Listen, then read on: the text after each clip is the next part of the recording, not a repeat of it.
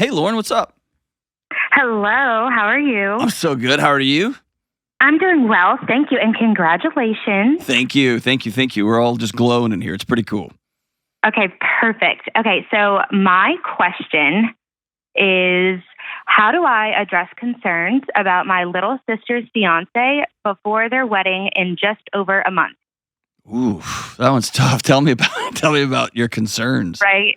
Well, there's a lot, so I tried to shorten the list down to like maybe 5 from 50. Give me the one that is the one or two that are deal breakers. Okay. Well, the first one is that she has worked her entire life to go to medical school. Our dad's a doctor. She has studied literally since high school. She gets into medical school. She has been dating this guy for about 3-ish months, I guess, at this point. And she just doesn't really mention anything about medical school. My dad and us, we just think she hadn't heard back. And then we find out that she just doesn't want to go anymore because it will take too long. And she doesn't want to be in her 30s when she starts her family. And we were like, okay. Anyway. And then so that was one of the first huge life changes that we were like, that's out of left field. It could be coincidental, but at the same time, his parents were very, very traditional. Mom stayed home. Dad is a lawyer, all that. So that was number one. And then the second was that he's very, very Catholic. And again, this is within the first 6 months. Okay, so he's very Catholic, and we are not. We went to Christian school, all that stuff, but we never were in organized religion. So they were intimate. I don't know how many times, but I guess then intimate, they slept together. Okay. Yeah, they slept together. I didn't know how yeah, you could say sex. We're all grown up. Okay. Amazing. Yeah, when you said they're intimate, I was like, do they light candles and have John Mayer playing in the background? Okay. They all right. the rosary. No. Yeah, okay. Yeah, they had sex. They hooked up. All right. Then sorry. And then he, I guess, I don't know what it was. He said, actually, you need to convert to Catholicism because you need to pure yourself or whatever they say, or else we cannot be together. Mind you, he is not, he's Catholic, but to my knowledge, he's not Latin Mass Catholic. So that was, and then she tells us well, it's South Louisiana. I wish I didn't know South Louisiana, but I spent a chunk of time there in my childhood. Really? And I've got some amazing stories from South Louisiana. I grew up in Houston, so yeah.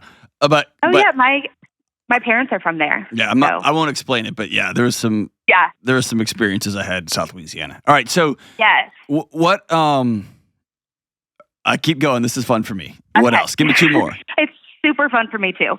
Okay. So another one is, okay, they've never lived in the same city ever until last fall. They've only been long distance, and she would always go see him because, I don't know, he was busy studying or something. Meanwhile, my sister's also in biochemistry at LSU. So, but she was changing her exams around because she had to be there for some reason. We also don't know any of this at the time. And so now she moved to Indiana where he is in law school. She is a stay-at-home girlfriend, pretty much. Our dad helped us out financially while we were in school and all that. And then she got engaged and he was like, you have to go live with your fiance. I'm sorry. And so now his parents are paying for both of them fully. And so, which adds an entire new layer of control on multiple aspects.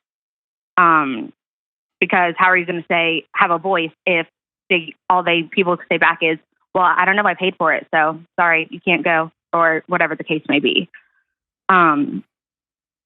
So okay, and go ahead. Last one. Okay, I'm a talker, so no, it's cool. I just feel like you need to get this out. So give me one more. No, I know, right? I'm like, hello.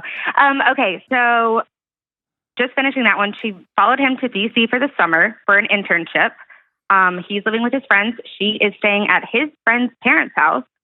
Don't know why. Then, because she had to be there, then they're going to London next semester. Same thing, doesn't have a job. My sister doesn't, just to be there for him. Okay, so that is that. And then the most recent thing is, so ever since she moved there, me and my middle sister, we noticed how controlling he had been. Like, we just kind of thought he, like, sucked. And he just needed, like, validation all the time. But we would FaceTime her, and she would be hiding in the bathroom. And we'd hear him in the background saying, I have a headache, be quiet, be quiet. Or set boundaries with your sisters, which we interpret with everything we know as don't let your sisters in so much, because he knows kind of how we feel, and we're all very close. And so that's happened, and then she... Okay, hold on. You're not close. Okay. You're not. I'm not what? I don't think y'all are that close. No, okay. Not anymore. Right, there you go. I think you used to be. And so all the things you're telling me have little to do with him.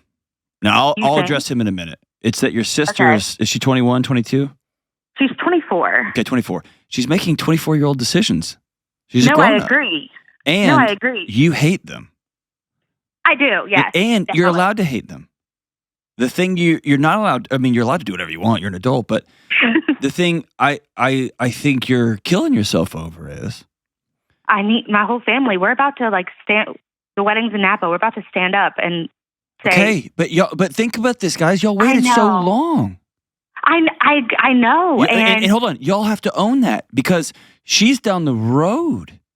And if I'm her and y'all just have an intervention, I would feel so caught off guard. And the fact that you're a sister, like, I'm just telling you, like, if my little brother, who's an amazing man, we're all old now, but if he was 24 and he was explaining this to me, I would have gotten in my car.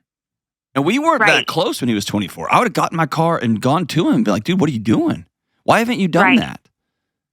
We have. All of us have. Okay. My dad sat her down. I mean, for years, we've been saying the very first time she mentioned him, she was like, oh, he's arrogant, whatever, but they're having a party for Christmas, so I'm going to go, because she knew she was friends with his neighbor. So that was our first impression. And then we start hearing about it. We start kind of seeing how he treats her, very demanding of her time, everything. And so we're like, hey, this is a little much. She was like, no, it's fine. She just constantly shrugs it off. And I mean, we know that, I mean, she knows that no one in our family is on board. Okay, so at what point are y'all going to... So this guy sounds like a complete jerk, okay? I'll go with you. Sounds like a jerk, and he's super controlling and all that. Yeah. But y'all have all sat her down. Y'all have all said, hey, this guy's not okay. We had different dreams for you. And here's the thing. She may have been looking for an exit out of med school for years. Who knows? Right. Who knows? And I'm telling you that as somebody who worked at the university system for years, that people would get all the way through and get through with their MCATs, and they'd come into my office sobbing because they did not want to go to med school. And they felt like they were on a train they couldn't get off of. And you know what they did? They found the first guy or the first girl they could hitch to get off the train, because their whole family had a life planned out for them. Not their whole family wasn't standing beside them, cheering them on, putting jet fuel into whatever rocket they were getting into. Mm-hmm. And they end up in these wild relationships because that was the path out, because I had no autonomy, agency of my own. That may not be your sister, but I'm just telling you, I've heard this over and over and over and over again. Over again. Okay. Do you think she still wants to be a doctor and she's being, like, silenced? Yes, because now she's talking about maybe going to PA school. Okay. At first she was just taking, like, a gap year. And then, I mean, the other day she was actually saying, like, you know, I'm so bored. I wish I was still in school, or I wish I was, like, doing something with my degree. There you go. And so did she match when she was going through the Yes. Okay. Yes. Like, did she defer it, or did she drop? She said she deferred. Okay. I don't know if she actually did or if she just dropped. Okay. So if I'm you, I would get in a car and I would drive, or I would fly, and I would say, we're meeting. Right. And I need 2 hours of your time. And I would write everything I wanted to say, and then I would leave that letter with her. Okay. That I love you, And if you're stuck, you can come stay with me. And so here's what we're going to offer. We're going to offer a path. Not we hate this guy and we think you're throwing your life away and you were going to be all this. You had so much potential in this. Because here's the deal. She's 24. She's almost 25. She can do whatever she wants with her life. Yeah, definitely. And if she wants to transition from med school to being a stay-at-home mom, she gets to do that. And what she needs is her sisters to rally around her and use that brain power and that skill set to be the best mom on planet Earth. And if she doesn't and she's trapped, then she needs an off-ramp. Not just a bunch of people like pointing the finger at her saying, if you're ready to get off, and it's almost like an addiction, right? Like when you're ready, we will be right here with the car running for you. Yeah. And we did say that. Okay. We did say that literally last week. And I'm not knocking on stay-at-home moms. I'm a stay-at-home mom. No, I got you. I know you're not. I know you're not. I think you're worried about your sister. It was just a complete 180 for us. And then. But it's not about y'all. It's not about y'all. No, I know. You know what I mean? It's not about y'all. I know. Okay. Well, she's the youngest. I know. You love her. I know you love her, and you had this vision. and it probably, if you're like me, if my little brother had been going to med school, I would have already counted on not having to pay doctor bills, and I would have worked that into a budget. 1,000%. Right? So I mean, our dad's retiring soon. Exactly. There you go.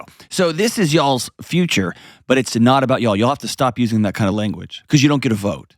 What you do get is love and connection and friendship and a sister bond that is unmatched in its strength, right? Okay. But if you already sat down and said, hey, if you need out, come with us. Yes, we have. You can live with us. You can stay with us. We'll help you get back on your feet. Whatever. Financially, we got you. Yeah. What'd she say? Well, so they were getting married in Napa in the end of July. And then when we come back the following weekend, they are having a 500-person reception in New Orleans. Hey, you got to stop getting all mad about their money. No, I don't care about that. But I'm saying I don't care about that stuff. Okay. It's just a lot to, I don't know. I mean, now that I'm talking to you, I'm like, oh my God, I'm making up this story in my head. Yeah, you've made up this whole. You're like, do you listen? Do you read like Colleen Hoover? It sounds like that. Like there's like this whole. No, I do not. But it sounds like there's this whole like series of books you've written about what's happening. And I know. I think it's me and my mom and my other sister, and it's just been kind of like the elephant in the room. Like she doesn't come around anymore. Why would she? I wouldn't come around. No, because y'all hate her. Like, y'all hate her. No, her life. No, I feel like I'm not explaining this well. Because, no, seriously, because she'll come home, like she'll come in town and she'll be at my house and our other sister is in town as well from New York and our mom, and he's calling her like 10 times to the point where she answers and says, hey, is something wrong? And then she's like, oh, I thought something was wrong. Why are you calling me so much? And then she goes in the other room. It's like 9:00 and she's saying like, why can't I just stay till 9:15? Like, I'll call you when I get back to my dad's house at 9:15. Does she have a curfew? No, that's what I'm saying. Sorry, I feel like I left out so much. I told you, I had a 50-point list. And then so she's like, and then finally she just says, oh, I have to go. I'm really tired. And then I hear her on the phone saying, like, you're not a chore, okay? I'm not picking my sisters over you. Okay. Like, I'm leaving. So, listen, when you talked to her the other day, what did she say? When we talked to her the other day, it was me and my other sister on FaceTime, and she actually listened for the first time. FaceTime's no good, but keep going. I know. She's in D.C. I know. We're all over the place. Get on a plane and go see your sister. But go ahead. You talked on FaceTime, and what'd she say? We did. We told her all these things that she said she didn't know about, or she tried to cover it up. For example, he never comes around our family, and she's like, oh, he just isn't used to y'all. And we're like, okay, that's not true because you told us that he doesn't like what did she say? What did she say? What did she say? She basically made excuses for it. We said, that's not true. Mm-hmm. And then just cried and said, I love y'all. Thank you for being honest with me. Okay. And then, I mean, she was crying and yeah. She knows. She knows. She knows. Here's what I would do. I can't tell anybody what to do, and I don't know your financial situation and all that. I think that you know that your sister is in a situation that she feels like she's gotten on yet another train that has left the station that she's having a hard time getting off of. Is that fair? Yeah, that's a really good way to put it. So I think it would be. I'm just telling you what I would do here. If this was just me, that's the best wisdom I can give you right now. I'd get on a plane and I'd go sit with her in private. We go to a coffee shop or whatever, and I would slide across the table a plane ticket.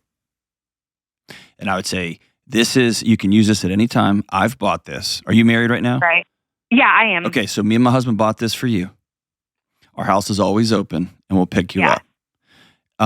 If you go through with the wedding, you'll be my sister forever, and we'll love you, and we'll always support you.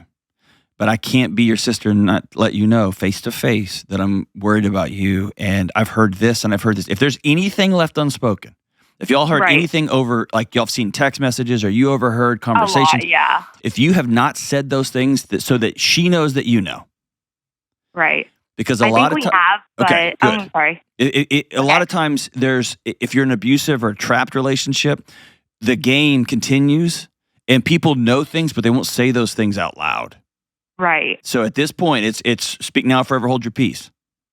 Well, right. Okay. So I think we had typically danced around it, and I felt like the other day we were pretty direct, but at the same time, I agree we're not face to face. Our other sister lives in New York City, and so she is actually next weekend, I believe, is going to DC to see our sister. If there's any way you can go, you should go. I will try. And y'all I have a newborn. I know it's hard. I know it's hard.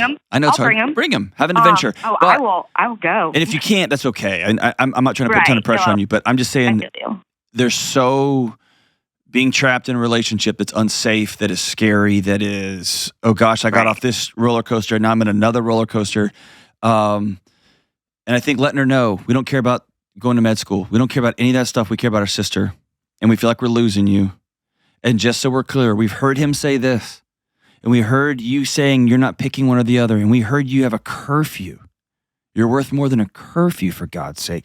The guy you're going to marry should be so freaking happy that his new wife has 3 or 2 sisters that are ride or die. What an amazing gift for an incoming husband, that she's got people she can just text and call who are a little bit down the road from her, like when it comes to having kids and jobs and all that stuff. It's amazing. And let her know, we are sorry that we put all this pressure on you to be the baby doctor. We just want our sister. And if you go through with this, we will or we will not be at that 500-person party in San Francisco. In New Orleans. I would suggest you go. Go and dance and let her know you're not alone. You're not alone. You're not alone. But man, all the stuff about like, you got to just be careful about making up stories about like, oh, the Catholics this, and then this, and then they had sex, and then there's this. She's 24 years old. What she needs now more than anything is to know that her sisters haven't left, that even though she got on a different ride for a while, and she needs to be able to articulate back to you, I love him. This is the life I'm choosing. And I need y'all to respect my choices. And if she can't articulate that, then man, slide a ticket across the table and say, anytime, anywhere, we got you.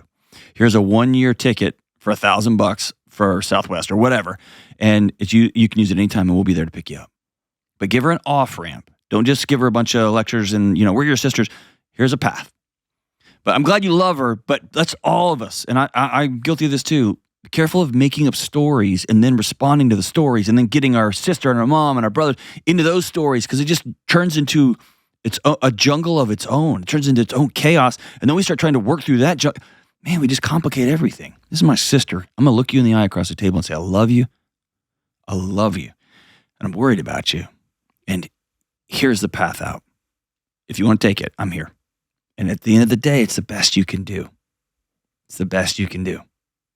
Thanks for the call, Lauren.